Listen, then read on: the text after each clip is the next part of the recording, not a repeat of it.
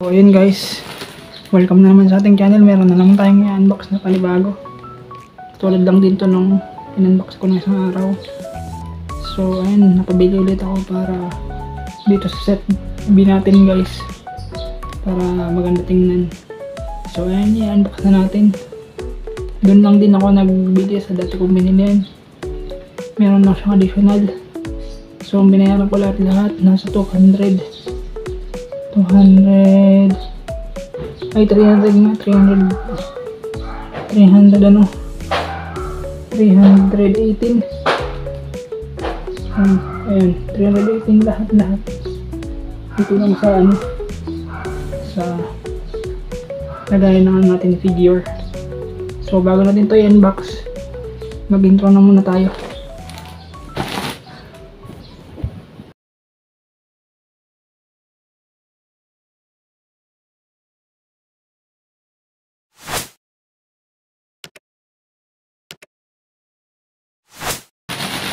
So ito yung unboxing na to guys ha. Sa GNT to galing. Nel Bulacan, Marilao, Ibayo, Fedcore Co, Compound, Warehouse, Mihan, Marilao. System pala ito nang galing. Pero in fairness, mura lang siya. Kaya pala balapit lang. Actually, 1 day lang. So ito na i-unbox na natin, hindi na natin papatagalin ko. Isang mabilis nga naman ang unbox. Kaya ko na naman ito guys.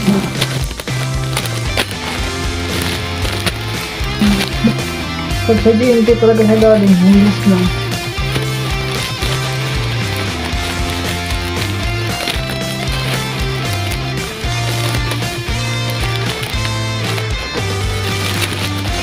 Bisa ko lang guys, parang hindi ka na guys, wala ng cutter to. Ano yung cutter to kasi may mga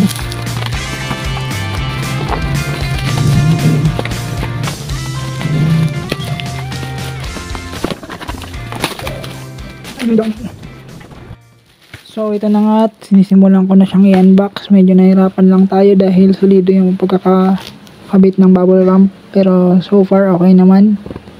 Naitanggal din kagad natin. Katulad lang din to nung binili ko nung isang araw. So I have decided na bumili na ulit para meron ng lagayan ulit yung ating action figure na 6 na piraso pang natitira. Para ayun, secure na rin at hindi rin matikabukan at di rin masisira kagad.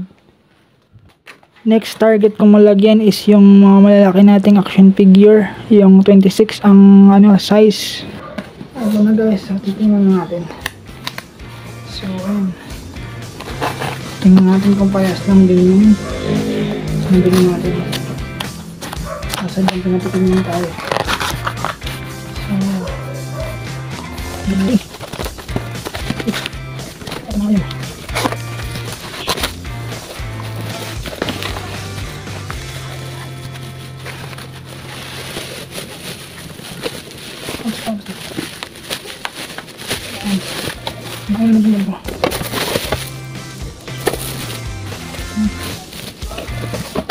Konting na lang, push na lang, mabubuksan na rin natin to at makikita na rin natin yung resulta ng ating binili na items sa TikTok shop.